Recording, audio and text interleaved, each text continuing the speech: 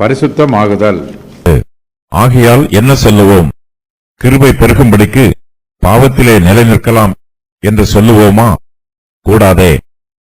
பாவத்துக்கு மரித்த நாம் இனி அதிலே எப்படி பிழைப்போம்? கிறிஸ்து இயேசுவுக்குள்ளாக ஞானஸ்நானம் பெற்ற நாம் அனைவரும் அவருடைய மரணத்துக்குள்ளாக ஞானஸ்நானம் பெற்றதை அறியாமல் இருக்கிறீர்களா?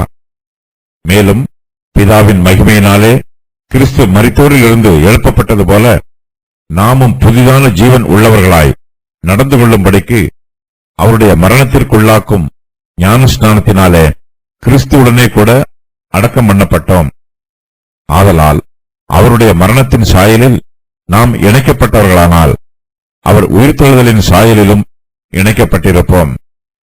நாம் இனி பாவத்துக்கு ஊழியம் செய்யாதபடிக்கு பாவ சரீரம் ஒளிந்து போகும் பொருட்டாக நம்முடைய பழைய மனுஷன் அவரோடே கூட சிலுவையில் அறையப்பட்டது என்று அறிந்திருக்கிறோம். மரித்தவன் பாவத்துக்கு நீங்கி விடுதலையாக்கப்பட்டிருக்கிறானே. ஆகையால் கிறிஸ்துவுடனே கூட நாம் மரித்தோமானால் அவருடனே கூட பிழைத்தும் இருப்போம் என்று நம்புகிறோம். மரித்தோரிலிருந்து எழுந்த கிறிஸ்து இனி மரிப்பதில்லை என்று அறிந்திருக்கிறோம். மரணம் இனி அவரை ஆண்டு கொள்வதில்லை. அவர் மரித்தது பாவத்திற்கென்று ஒரே தரம் மரித்தார்.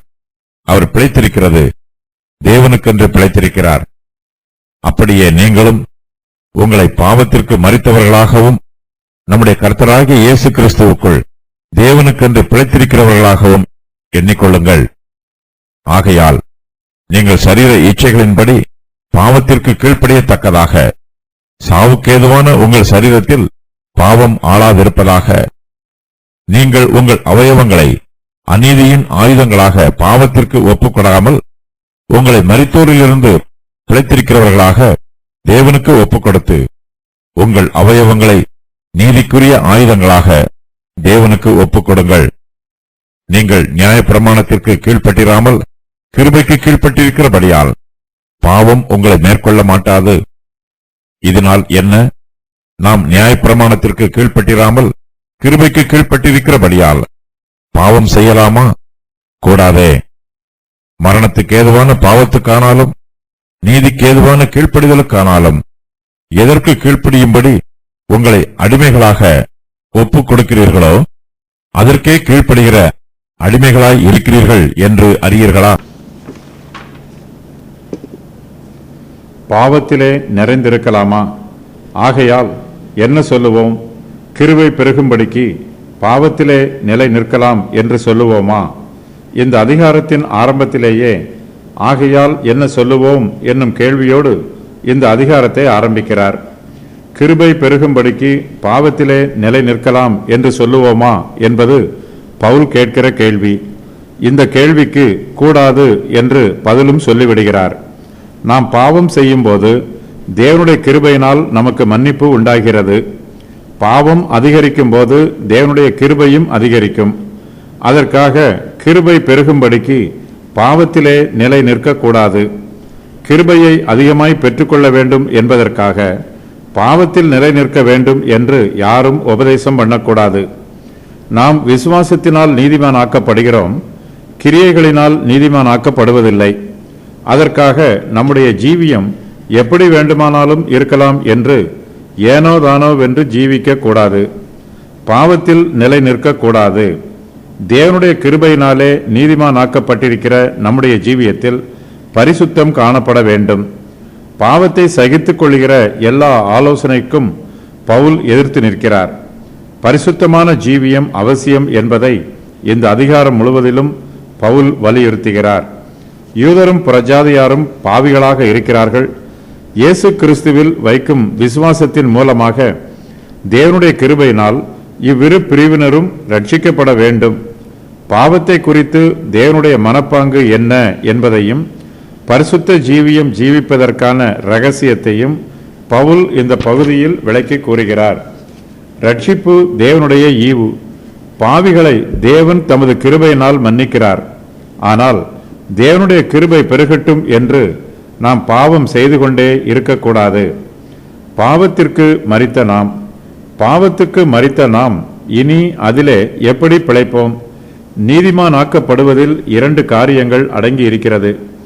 ஒன்று பாவத்திற்கு மரிப்பது, மற்றொன்று நீதிக்கு பிழைத்திருப்பது. நாம் பாவத்திற்கு மரிக்கும்போது இனி நாம் பாவத்தில் பிழைப்பதில்லை. எல்லோருமே பாவம் செய்து ஏகமாய் கெட்டுப் போயிருக்கிறோம். யாருமே பாவம் இல்லாமல் ஜீவிப்பதில்லை. ஆனாலும் நாம் பாவத்தில் பிழைத்திருக்க கூடாது. பாவ சரீரம் ஒளிந்து போக வேண்டும். நம்முடைய பழைய மனுஷன் இயேசு கிறிஸ்துவோடே கூட சிலுவையில் அறையப்பட வேண்டும். நம்முடைய பாவ சுபாவம் நம்முடைய பாவ சரீரத்தில் வாசம் பண்ணுகிறது. நம்முடைய பாவத்திற்கு இதுவே ஆதாரம். பாவ சரீரம் ஒளிந்து போனால் நாம் இனி பாவத்தில் பிழைக்க மாட்டோம். பாவத்தின் கிரியைகளில் இருந்து நாம் விலகி இருந்தால் மாத்திரம் போதாது, நம்முடைய பாவ சரீரத்தையே ஒழித்து போட வேண்டும் என்று பவுல் சொல்லுகிறார். அப்போதுதான் நாம் இனி பாவத்திற்கு ஊழியம் செய்ய மாட்டோம், பாவத்திலே பிழைக்க மாட்டோம். பாவ சுபாவங்கள் எல்லாம் நம்மை விட்டு நீக்கப்பட வேண்டும். பாவ சரீரம் ஒளிந்து போனால் பாவம் நம்மை ஆளுகை செய்யாது. பாவத்தின் நுகம் முறிந்து போகும். நம்மை பாவத்திற்கு மரித்தவர்களாக எண்ணிக்கொள்ள வேண்டும். நம்மை ஒடுக்குகிறவன் மரித்து போவது நமக்கு ஒரு விடுதலையாய் இருக்கும். அதே வேளையில் ஒடுக்கப்படுகிறவனே மரித்து போகும்போது அவனுடைய விடுதலை பரிபூரணமாய் இருக்கும். நம்மை பாவத்திற்கு மரித்தவர்களாக எண்ணிக்கொள்ள வேண்டும். அப்போது நம்முடைய சரீர இச்சைகளின்படி நாம் பாவத்திற்கு கீழ்ப்படிய மாட்டோம். சாவுக்கு ஏதுவான நம்முடைய சரீரத்தில் பாவம் ஆளுகை செய்யாது. நமக்கு மரணம் உண்டாகும் போது நம்முடைய பழைய சுபாவங்களில் இருந்தும் பழைய ஐக்கியங்களில் இருந்தும் விடுதலை உண்டாகும். மரணத்தினால் மிகப்பெரிய மாற்றம் உண்டாகிறது. நாம் பரிசுத்தமாக்கப்படும் போது நம்முடைய ஆத்மாவில் அப்படிப்பட்ட மாற்றமே உண்டாகும். நம்முடைய ஆத்மா இதுவரையிலும் பாவத்தோடு ஐக்கியமாக இருந்திருக்கலாம். அது பாவத்திலே பிழைத்திருக்கலாம். நாம் பரிசுத்தமாக்கப்படும் போது நம்முடைய பாவ சரீரம் ஒளிந்து போகிறது. நம்முடைய பழைய மனுஷனாகிய பாவம் இயேசு கிறிஸ்துவோடு கூட சிலுவையில் அறையப்படுகிறது. பாவத்திற்கு மரித்தவர்களாகிய நாம் பாவத்திற்கு நீங்கி விடுதலையாக்கப்பட்டிருக்கிறோம். பாவத்திலே பிழைக்கக்கூடாது என்பதற்கு காரணங்கள். பாவத்திற்கு மரித்ததினால் பாவம் இனிமேல் பிழைக்காது. ஆவிக்குரிய மரணத்தில் இருந்து உயிர்த்தெழுதல். புதிதான ஜீவன் உள்ளவர்களாய் நாம் நடந்து கொள்கிறோம். பாவத்திற்கு மரிப்பதும் பாவத்திலிருந்து உயிர்த்தெழுவதும் என்பதற்கு கிறிஸ்துவை போன்று நடப்பது என்று பொருள். நம்முடைய பழைய மனுஷன் இயேசு கிறிஸ்துவோடு கூட சிலுவையில் அறையப்பட்டு மரித்து விட்டான். பாவத்தின் சரீரம் அழிந்து விட்டது. ஆகையினால் இனிமேல் நாம் பாவம் செய்யக்கூடாது. நாம் பாவத்திற்கு நீங்கி விடுதலையாக்கப்பட்டிருக்கிறோம். விசுவாசம் பாவத்தை மரித்து போனதாக காண்கிறது. பாவத்திற்கு நம்மேல் ஆளுகை இல்லை. பாவ சரீரத்தில் ஆளுகை செய்யாது. சரீரத்தை பாவத்துக்கு ஒப்பு கொடுக்க கூடாது. நாம் கிறிஸ்துவிற்கு விவாகம் பண்ணப்பட்டிருக்கிறோம். பாவத்தோடு நமக்கு பங்கில்லை. நாம் ஆவியின்படி நடக்கிறோம். பாவம் மரணம் என்னும் பிரமாணத்தில் இருந்து நாம் விடுவிக்கப்பட்டிருக்கிறோம். நாம் ஆவியின் சிந்தை உடையவர்கள்.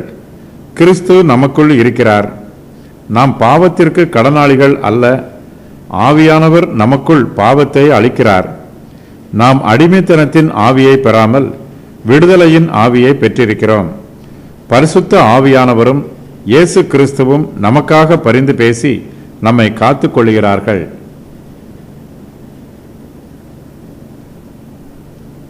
இயேசுவுக்குள்ளான ஞானஸ்நானம். கிறிஸ்து இயேசுவுக்கு உள்ளாக ஞானஸ்நானம் பெற்ற நாம் அனைவரும் அவருடைய மரணத்திற்கு உள்ளாக ஞானஸ்நானம் பெற்றதை அறியாமல் இருக்கிறீர்களா? நாம் நீதிமான் ஆக்கப்படுவது போல பரிசுத்தமாக்கப்படுவதும் மிகவும் முக்கியம். நம்முடைய இருதயத்தில் இயல்பாகவே பாவம் செய்யக்கூடிய சுபாவம் இருக்கிறது. நம்முடைய சுய முயற்சியினால் பாவ சுபாவத்திற்கு நம்மால் விலகி இருக்க முடியாது.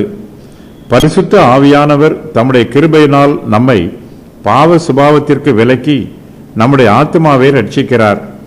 இயேசு கிறிஸ்துவை நம்முடைய கர்த்தராகவும் இரட்சகராகவும் விசுவாசிக்கிற நாம் எல்லோரும் அவருக்குள்ளாக ஞானஸ்நானம் பெற்றிருக்கிறோம். இந்த ஞானஸ்நானம் அவருடைய மரணத்திற்கு உள்ளாக ஞானஸ்நானம் பெற்றிருப்பதற்கு அடையாளம். இயேசு கிறிஸ்துவுக்கு உள்ளாக ஞானஸ்நானம் பெற்றிருக்கிற நாம் எல்லோரும் பாவத்திற்கு மரிக்க வேண்டும். நீதிக்கு பிழைத்திருக்க வேண்டும். நம்முடைய ஞானஸ்நானமானது பாவத்தின் ராஜ்யத்தில் இருந்து நாம் விடுவிக்கப்பட்டிருப்பதற்கு அடையாளம். நாம் இயேசு கிறிஸ்துவோடு ஐக்கியமாய் இருக்கும்போது நாம் பாவத்திற்கு மரித்து விடுகிறோம். இயேசு கிறிஸ்துவினால் பாவம் சிலுவையில் அறையப்பட்டிருக்கிறது. இயேசு கிறிஸ்துவுக்கு உள்ளாக நாம் ஞானஸ்நானம் பெற்றும் பாவத்திலே பிழைத்திருப்போம் என்றால் நாம் பெற்ற ஞானஸ்நானத்தினால் பிரயோஜனம் ஒன்றும் இல்லை. நாம் எதில் இருந்து மரித்தோமோ அதிலேயே மறுபடியும் பிழைக்கிறோம். பிசாசுகளைப் போல இருப்போம். மரித்து போனவரின் சரீரங்கள் ஆவிகளாக அலைவது போல பாவத்திற்கு மரித்த நாம் இன்னும் பாவத்தில் பிழைத்திருப்போம் என்றால் நாமும் அந்த ஆவிகளைப் போலவே ஜீவிப்போம். மரித்தவன் பாவத்திற்கு நீங்கி விடுதலையாக்கப்பட்டிருக்கிறான். மரித்து போனவன் பாவத்தின் ஆளுகைக்கு நீங்களாகி இருக்கிறான். பாவத்தின் அடிமைத்தனத்தில் இருந்து விடுவிக்கப்பட்டிருக்கிறான். நாம் பாவத்திற்கு மரித்ததினால் பாவத்தின் அடிமைத்தனத்தில் இருந்து விடுவிக்கப்பட்டிருக்கிறோம். விடுவிக்கப்பட்ட நாம் மறுபடியும் அந்த அடிமைத்தனத்திற்கு நம்மை உட்படுத்திக் கொள்வோம் என்றால் அது மதியீனமான செயலாகவே இருக்கும். ஞானஸ்நானம் நம்மை கிறிஸ்துவோடு கட்டி இணைக்கிறது. நாம் அனைவரும் கிறிஸ்து இயேசுவுக்குள்ளாக ஞானஸ்நானம் பெற்றிருக்கிறோம். இந்த ஞானஸ்நானம் அவருடைய மரணத்திற்கு உள்ளாக பெற்றிருக்கிற ஞானஸ்நானமாகும். இயேசு கிறிஸ்து பாவத்திற்காக மரித்தார். அவருக்கு உள்ளாக ஞானஸ்நானம் பெற்ற நாம் அனைவரும் பாவத்திற்கு மரிக்க வேண்டும். நாம் ஞானஸ்நானம் பெறும்போது நம்முடைய விசுவாசத்தை அறிக்கை செய்ய வேண்டும். நாம் இனி பாவத்திற்கு ஊழியம் செய்யாதபடிக்கு நம்முடைய பாவ சரீரம் ஒளிந்து போயிற்று என்று விசுவாசத்தோடு சொல்ல வேண்டும். இந்த விசுவாசம் நம்மிடத்தில் இல்லை என்றால் நம்மிடத்தில் பரிசுத்தமும் இராது. பாவத்திற்கு மரித்த நாம் தொடர்ந்து அந்த பாவத்தில் பிழைத்துக் கொண்டிருப்போம். புதிதான ஜீவன் உள்ளவர்கள். மேலும் பிதாவின் மகிமையினாலே கிறிஸ்து மரித்தோரில் இருந்து எழுப்பப்பட்டது போல நாமும் புதிதான ஜீவன் உள்ளவர்களாய் நடந்து கொள்ளும்படிக்கு அவருடைய மரணத்திற்கு உள்ளாக்கும் ஞானஸ்நானத்தினாலே கிறிஸ்துவுடனே கூட அடக்கம் பண்ணப்பட்டோம். பாவத்திற்கு மரித்திருக்கிற நாம் நீதிக்கு பிழைத்திருக்க வேண்டும். நீதிக்கு பிழைத்திருப்பது என்பது புதிதான ஜீவன் உள்ளவர்களாய் நடந்து கொள்வது என்று பொருள். புதிதான ஜீவன் என்பதற்கு புதிதான இருதயம் என்று பொருள். ஊற்று இனிப்பாக இருந்தால்தான் அந்த ஊற்றில் இருந்து புறப்படும் தண்ணீரும் இனிப்பாக இருக்கும். அதுபோலவே நம்முடைய இருதயம் புதிதாக இருந்தால்தான் நம்முடைய ஜீவனும் புதிதானதாக இருக்கும். நமக்குள் புதிய இருதயம் இருக்கும்போது நாம் புதிய பிரமாணத்தினால் ஆளுகை செய்யப்படுவோம். புதிய வழியில் புதிய தீர்மானங்களை எடுப்போம். புதிய பாதையில் நடப்போம். புதிய தலைவர்களை பின்பற்றுவோம். நம்மோடு கூட நடப்பதற்கு புதிய சிநேகிதர்களை பெற்றுக்கொள்வோம். இயேசு கிறிஸ்துவுக்குள் நம்மை தேவனுக்கென்று பிழைத்திருக்கிறவர்களாக எண்ணிக்கொள்வோம். நாம் புதிதான ஜீவன் உள்ளவர்களாய் நடந்து கொள்ளும் போது நம்முடைய தேவனோடு ஐக்கியமாக இருக்கிறோம். அவரோடு கருத்துக்களை பரிமாறிக்கொள்கிறோம். அவரிடத்தில் பக்தியாக இருக்கிறோம். அவருக்குள் சந்தோஷமாக இருக்கிறோம். இதுவே தேவனுக்கென்று பிழைத்திருப்பது. நாம் தேவனுக்கென்று பிழைத்திருக்கும் போது தேவனுக்காக ஜீவிக்க வேண்டும் என்னும் ஆர்வம் நமக்குள் அதிகரிக்கும். தேவன் மீது பக்தியும் அன்பும் கூடும். நாம் தேவனுக்கென்று பிழைத்திருக்கும் போது தேவனுடைய மகிமைக்காகவும் அவரை கனப்படுத்த வேண்டும் என்பதற்காகவுமே நாம் பிழைத்திருப்போம். தேவனை துதிப்பதே நமக்கு பிரியமாக இருக்கும். இயேசு கிறிஸ்துவே நம்முடைய ஆவிக்குரிய ஜீவனாக இருக்கிறார். கர்த்தராகிய இயேசுவுக்குள் பிழைத்திருக்காமல் தேவனுக்கென்று பிழைத்திருக்க முடியாது. ஏனெனில் பாவமுள்ள ஆத்மாவுக்கும் பரிசுத்தமுள்ள தேவனுக்கும் பங்கு எதுவும் இல்லை. இவ்விருவருக்கும் இடையில் ஐக்கியத்திற்கு வழியில்லை. இப்படிப்பட்ட சூழ்நிலையில் இயேசு கிறிஸ்துவே நம்முடைய மத்தியஸ்தராக இருக்கிறார். தேவனுக்கும் மனுஷருக்கும் மத்தியஸ்தர் ஒருவரே, கர்த்தராகிய இயேசு கிறிஸ்து அவரே. இயேசு கிறிஸ்து சிலுவையிலே முழுவதுமாக மரித்தார். இயேசு கிறிஸ்துவை விசுவாசிக்கிறவர்கள் பாவத்தில் இருந்து முழுவதுமாக விலகி வர வேண்டும். மரித்த பின்பு மரித்த சரீரத்திற்கும் அதன் ஆவிக்கும் எந்தவிதமான சம்பந்தமும் இல்லை.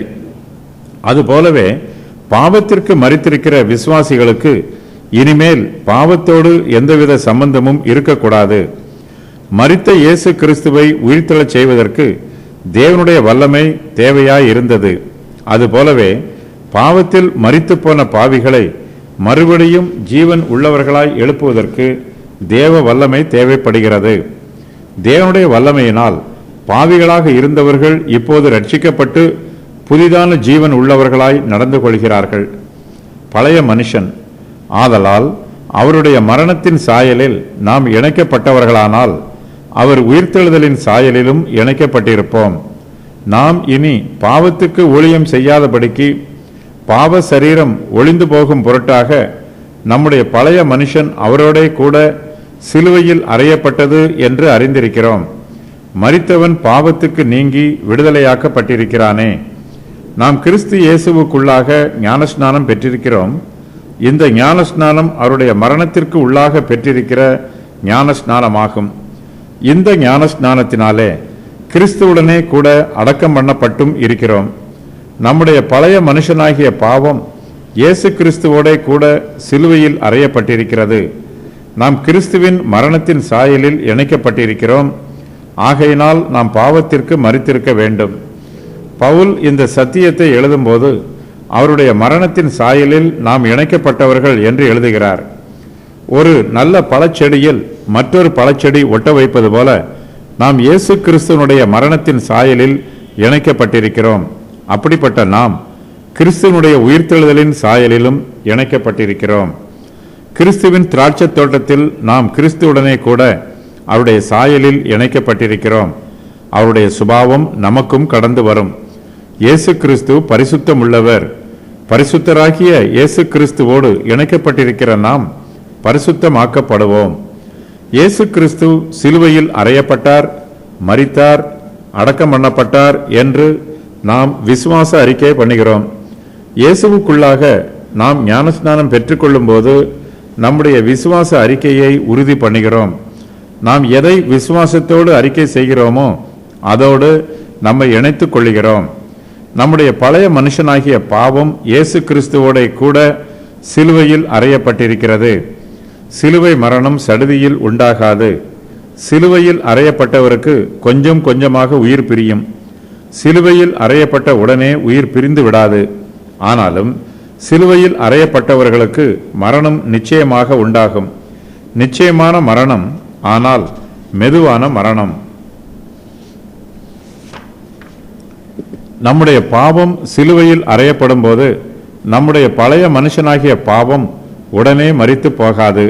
நிச்சயமாக மரிக்கும், ஆனால் கொஞ்சம் கொஞ்சமாக மரிக்கும். பாவத்திற்கு மரிப்பது சபிக்கப்பட்ட மரணம். பாவத்திற்கு அழிவு உண்டு. நம்முடைய பழைய மனுஷனாகிய பாவம் இயேசு கிறிஸ்துவோடு கூட சிலுவையில் அறையப்பட்டிருக்கிறது. இயேசு கிறிஸ்து நமக்காக சிலுவையில் அறையப்பட்டார். நமக்குள் இருக்கிற பாவம் இயேசு கிறிஸ்துவோடு கூட சிலுவையில் அறையப்பட்டிருக்கிறது.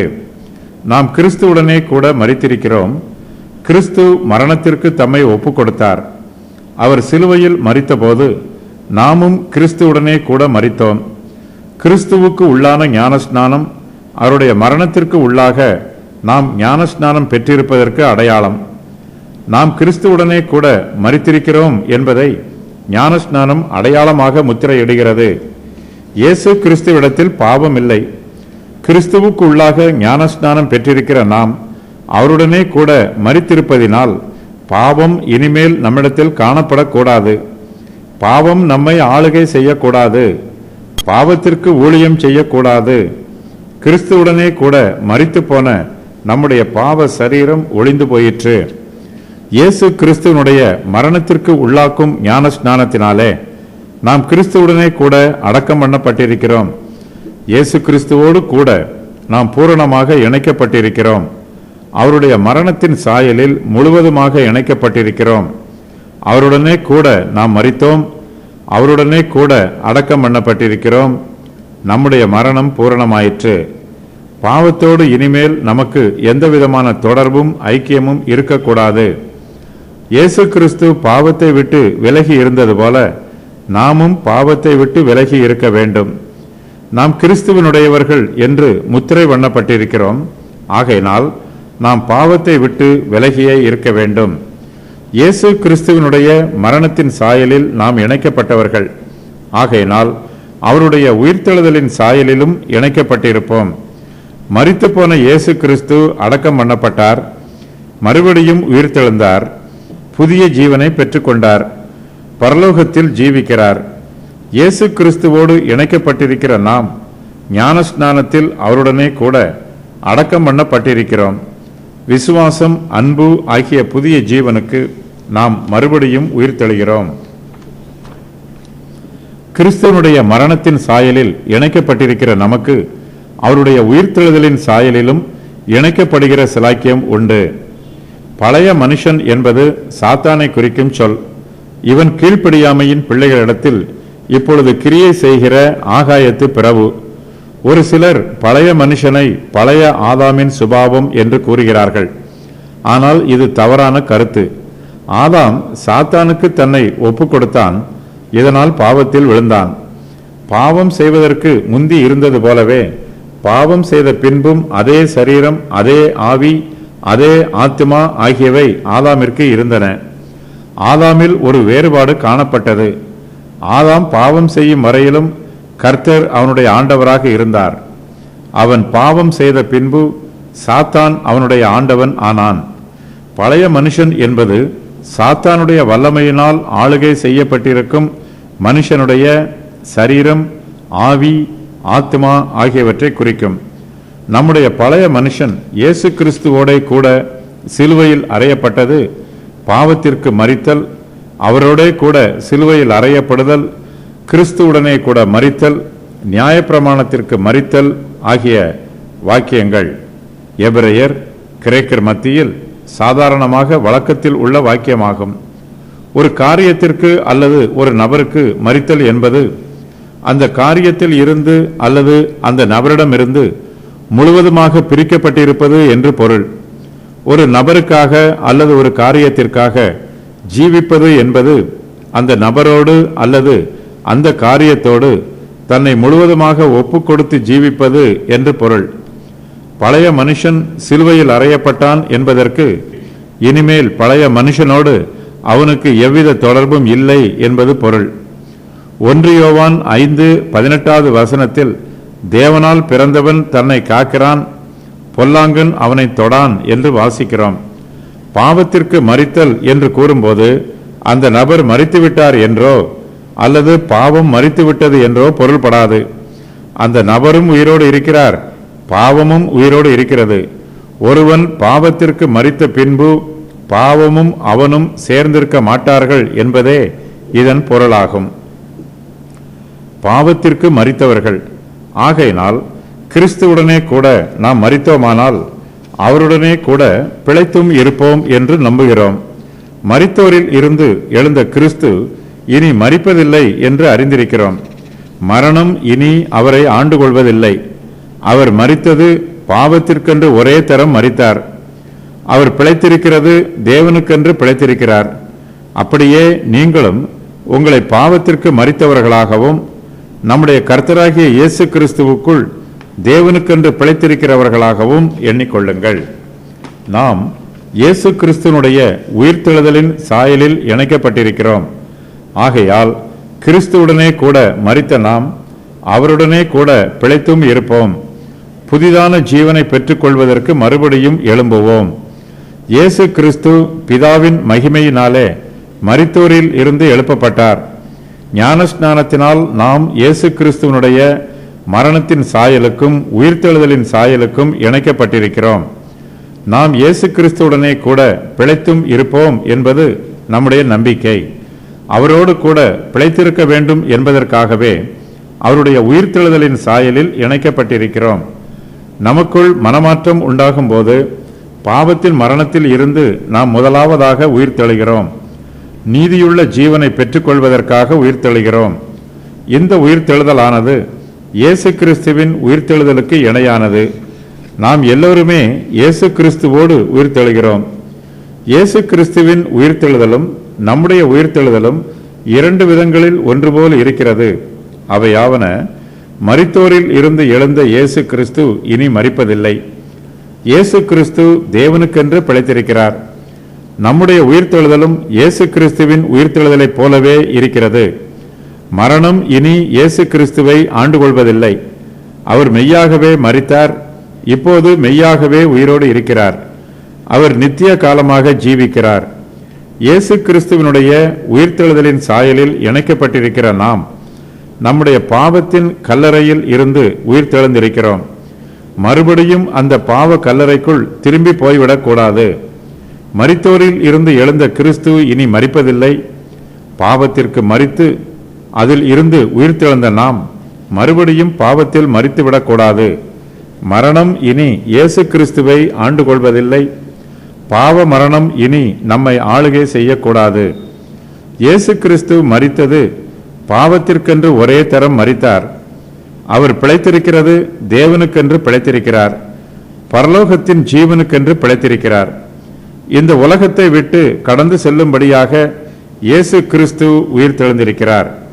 நான் இனி உலகத்தில் இரேன் என்று இயேசு கிறிஸ்து ஏற்கனவே முன் அறிவித்திருக்கிறார். அவர் தேவனுக்கென்று பிழைத்திருக்கும்படியாக உயிர்த்தெழுந்திருக்கிறார். நாமும் தேவனுக்கென்று பிழைத்திருக்கும்படியாக உயிர்த்தெழ வேண்டும். இதுவே புதிதான ஜீவன் உள்ளவர்களாய் நடந்து கொள்வதாகும். கிறிஸ்துவின் பிரமாணம் நம்மை ஆளுகை செய்ய வேண்டும். பாவ பிரமாணம் நம்மை மறுபடியும் ஆளுகை செய்யக்கூடாது. கிறிஸ்துவின் சித்தமே நம்முடைய சித்தமாக இருக்க வேண்டும்.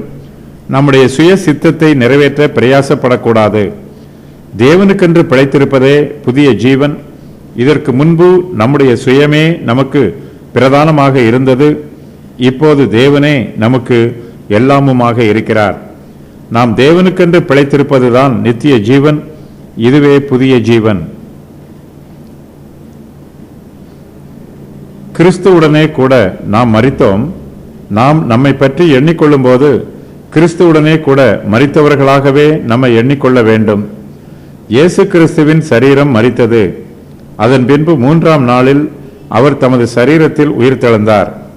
இனிமேல் அவர் மரிக்க மாட்டார். மரணம் இனி அவரை ஆண்டு கொள்வதில்லை. மனுஷருடைய பாவத்திற்காக இயேசு கிறிஸ்து சிலுவையில் மரித்தார்.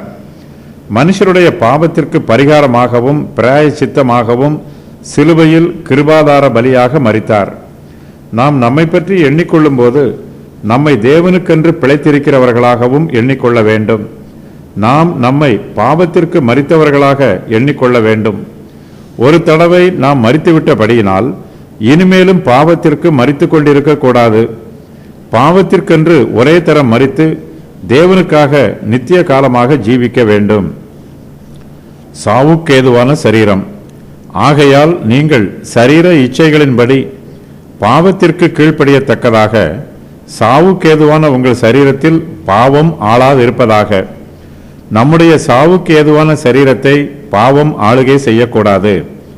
நாம் இந்த பூமியில் ஜீவிக்கிற வரையிலும் பாவம் நம்மை சுற்றிலும் இருக்கும். அதை நாம் புறக்கணிக்க வேண்டும். பாவத்திற்கு பங்காளிகளாகிவிடக்கூடாது. பாவம் நம்மை ஆளுகை செய்யக்கூடாது. பாவத்திற்கு கீழ்ப்படிந்து விடக்கூடாது. பாவம் நமக்கு பிரமாணமாகிவிட்டால் அதற்கு கீழ்ப்படிந்து விடுவோம். சில சமயங்களில் பாவம் நம்மை மேற்கொள்ளலாம். ஆனாலும் நாம் நிரந்தரமாக பாவத்திற்கு கீழ்ப்படிந்து விடக்கூடாது. சாவுக்கு ஏதுவான நம்முடைய சரீரத்தை பாவம் நிரந்தரமாக ஆளுகை செய்துவிடக்கூடாது. சரீர இச்சையை பூர்த்தி செய்யும் போது பாவம் உண்டாகிறது. ஆகையினால்தான் பவுல் நம்முடைய சரீரத்தை பற்றி எழுதும்போது சாவுக்கு ஏதுவான சரீரம் என்று குறிப்பிடுகிறார். பாவத்தினால் நம்முடைய சரீரம் சாவுக்கு ஏதுவானதாக மாறிற்று. ஆகையினால் பாவம் என்னும் சத்துருவுக்கு நாம் கீழ்ப்படியக்கூடாது. பாவம் நம்முடைய சரீரத்தை ஆளுகை செய்யக்கூடாது. உங்கள் சரீரத்தில் பாவம் ஆளாதிருப்பதாக என்னும் வாக்கியத்தில் பாவமானது நம்மை ஆளுகை செய்யும் சர்வாதிகாரியாக வர்ணிக்கப்பட்டிருக்கிறது. மனுஷனை அவனுடைய விருப்பத்திற்கு எதிராக பாவம் அடக்கி ஆளுகிறது. பாவத்திற்கு நம்முடைய சரீரத்தில் இடம் தரக்கூடாது. பாவம் நம்மை ஆளுகை செய்யக்கூடாது. மனுஷனுக்கு சரீர இச்சைகள் உண்டு. அதுபோலவே பாவத்திற்கும் இச்சைகள் உண்டு. பாவத்தின் இச்சைகள் சாத்தானின் இச்சைகளாகும். மனுஷனுடைய இச்சைகள் அவனுடைய உள்ளத்தில் இருந்து வரும் கேடான சிந்தனைகளாகும். ஒரு காலத்தில் மனுஷன் தன்னுடைய அவயவங்களை பாவத்திற்கு ஒப்புக் கொடுத்திருந்தான்.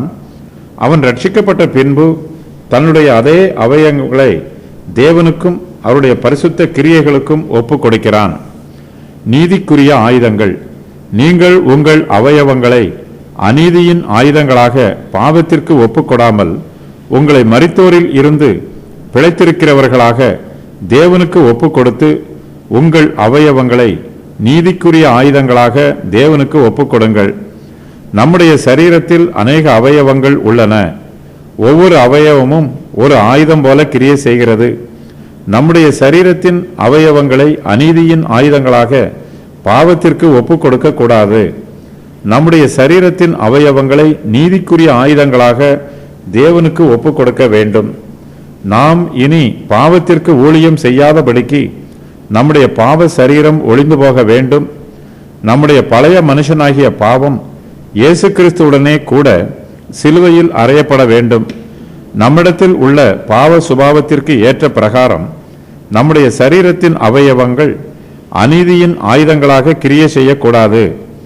நம்முடைய அவயவங்களை தவறாக பயன்படுத்தக்கூடாது. பாவம் செய்வதற்கு ஒப்பு கொடுக்க கூடாது. ஒரு பாவம் மற்றொரு பாவத்தை பிறப்பிக்கும். ஒரு அணைக்கட்டில் சிறிய துவாரம் உண்டானால் அந்த துவாரத்தை உடனே அடைத்துவிட வேண்டும். இல்லை என்றால் அந்த துவாரம் பெரிதாகி கரை உடைந்து முடிவில் அணைக்கட்டு உடைந்து போவதற்கு ஏதுவாகும். வெள்ளம் வருமுன் அணை போட வேண்டும். நம்முடைய சரீரத்தின் அவயவங்கள் பாவம் செய்வதற்கு நம்மை தூண்டலாம். ஆனாலும் சரீரத்தின் பாவ இச்சைகளுக்கு நாம் இடம் கொடுக்க கூடாது.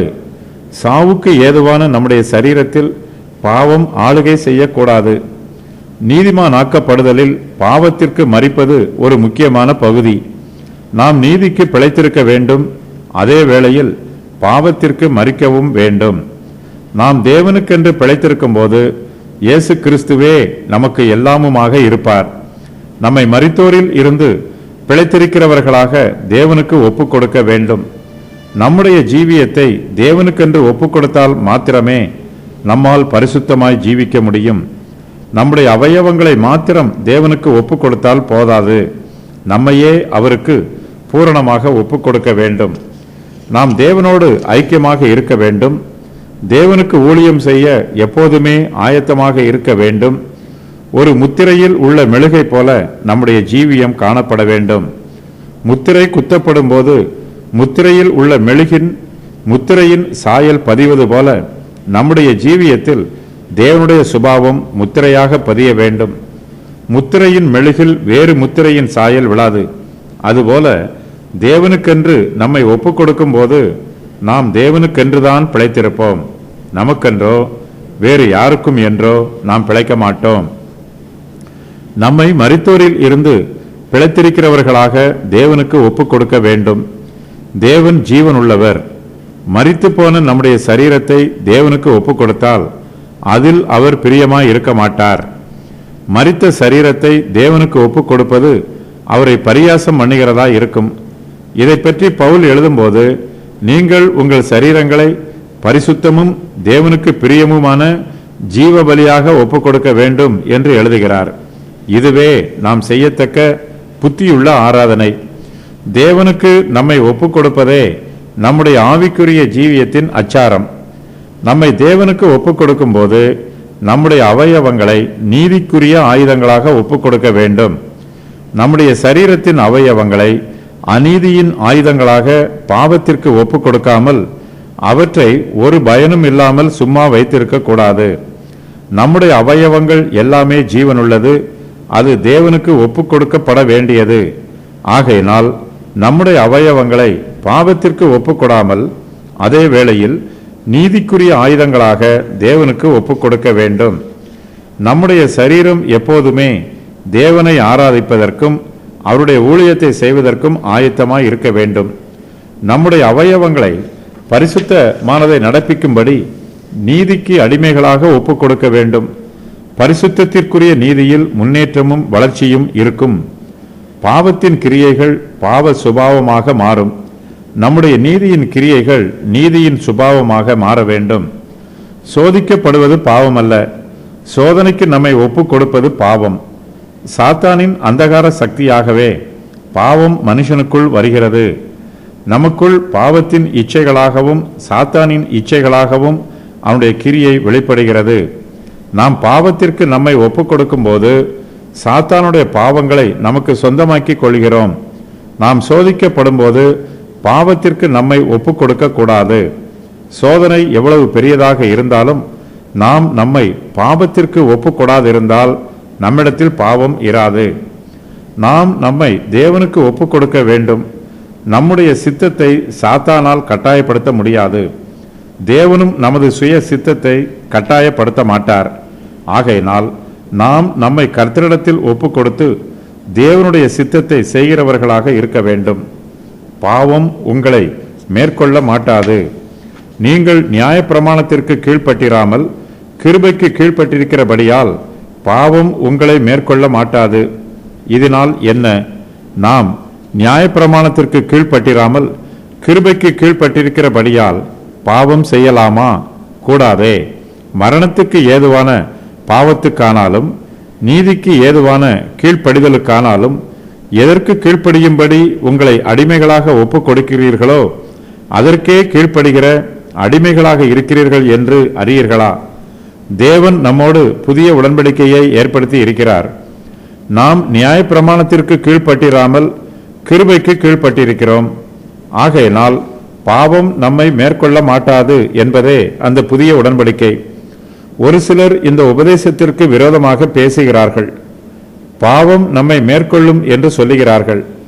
பாவத்தை மேற்கொள்வது நமக்கு கடினம் என்றும் ஒரு சிலர் உபதேசம் பண்ணுகிறார்கள். ஆனால் தேவனுடைய உபதேசமோ பாவம் நம்மை மேற்கொள்ள மாட்டாது என்றே சொல்லுகிறது. ஒரு விசுவாசியின் ஜீவியத்தில் பாவத்தை குறித்து போராட்டம் இருக்கலாம். பாவமே அவருக்கு ஒரு போராட்டமாக இருக்கலாம். சில சமயங்களில் பாவத்தை மேற்கொள்ள முடியாமல் விசுவாசி சோர்ந்து போய் இருக்கலாம். ஆனாலும் பாவம் நம்மை மேற்கொள்ள மாட்டாது என்பது நமக்கு ஆறுதலான சத்தியம். ஏனெனில் நாம் நியாயப்பிரமாணத்திற்கு கீழ்ப்பட்டிராமல் கிருபைக்கு கீழ்ப்பட்டிருக்கிறோம். பாவம், மரணம் ஆகியவற்றின் பிரமாணத்திற்கு கீழ்ப்பட்டிராமல் ஜீவன், கிருபை ஆகியவற்றின் பிரமாணத்திற்கு கீழ்ப்பட்டிருக்கிறோம். பரிசுத்த ஆவியானவர் நம்மை ஆளுகை செய்கிறார். புதிய ராஜாக்கள் வரும்போது புதிய சட்டங்களை ஏற்றுவார்கள். பரிசுத்த ஆவியானவர் நம்மை ஆளுகை செய்யும் போது அவர் நமக்கு புதிய பிரமாணத்தை கொடுக்கிறார். பழைய பிரமாணமானது கிரியையின் பிரமாணம். வைக்கோல் இல்லாமல் இஸ்ரவேல் புத்திரர் எகிப்து தேசத்தில் செங்கல் செய்வதற்கு ஒப்பான பிரமாணம். கிருபையின் பிரமாணமோ நம்மை பூரணப்படுத்துகிறது. சுவிசேஷத்தின் பிரமாணத்திற்கு நாம் கீழ்ப்படிய கிருபை நம்மை பலப்படுத்துகிறது. நம்முடைய கிரியைகளினால் நாம் ரட்சிக்கப்படுவதில்லை. தேவனுக்கும் மனுஷனுக்கும் நடுவில் நம்முடைய கர்த்தராகிய இயேசு கிறிஸ்து மத்தியஸ்தராக இருக்கிறார். நாம் நம்மை நம்முடைய மத்தியஸ்தராகிய இயேசு கிறிஸ்துவின் கரங்களில் ஒப்புக் கொடுக்கிறோம். அவர் நமக்காக பரிந்து பேசுகிறார், நம்மை ஆளுகை செய்கிறார். பாவம் நம்மை மேற்கொள்ளாதவாறு நம்மை பலப்படுத்துகிறார். கிறிஸ்துவானவரே பாவத்தை அதம் பண்ணுகிறார். கிறிஸ்துவின் ஆளுகை நியாயப்பிரமாணத்தின் ஆளுகை அல்ல. அவர் கிருபையின் செங்கோலினால் நம்மை ஆளுகை செய்கிறார். நாம் கிருபைக்கு கீழ்ப்படிந்திருக்கிறோம். தேவனுடைய கிருபையை நம்முடைய இருதயத்தில் ஏற்றுக்கொண்டாலே போதுமானது. நாம் மனம் திரும்பும் போது நம்முடைய பாவங்களில் இருந்து நம்மை மன்னிப்பதாக கிறிஸ்துவானவர் வாக்கு பண்ணுகிறார். நம்முடைய பாவங்களை மன்னிக்கிறார்.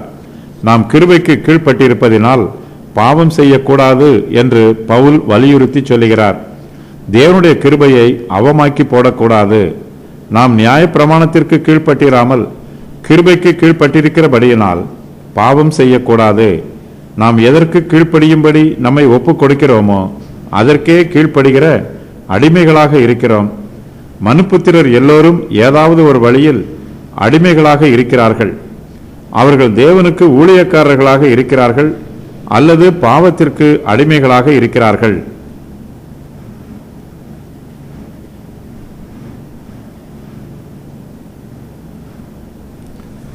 நாம் யாருக்கு கீழ்ப்படிய வேண்டும் என்பதை நாம் தான் தீர்மானிக்க வேண்டும். மரணத்திற்கு ஏதுவான பாவத்திற்கு கீழ்ப்படிய வேண்டுமா அல்லது நீதிக்கு ஏதுவான கீழ்ப்படிதலுக்கு கீழ்ப்படிய வேண்டுமா என்பதை நாம் தான் தீர்மானிக்க வேண்டும்.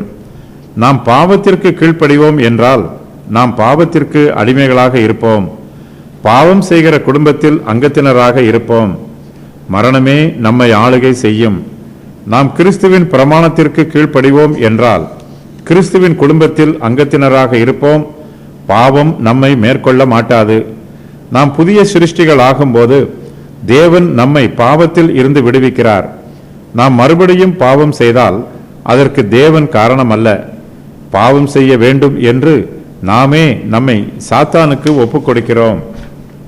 யூத மார்க்கத்தார் நியாயப்பிரமாணத்திற்கு கீழ்ப்பட்டிருக்கிறார்கள்.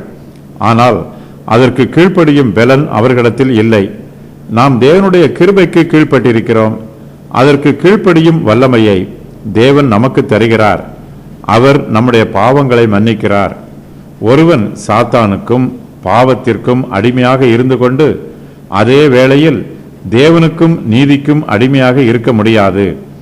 நாம் பாவம் செய்தால் சாத்தானுக்கும் பாவத்திற்கும் அடிமையாக இருக்கிறோம். நாம் பாவம் செய்யும் போது சாத்தான் நம்முடைய ஆண்டவன் ஆகிறான். பாவம் செய்வது சாத்தானுக்காக செய்யும் ஊழியம். நீதியாய் இருப்பது தேவனுக்கு செய்யும் ஊழியம்.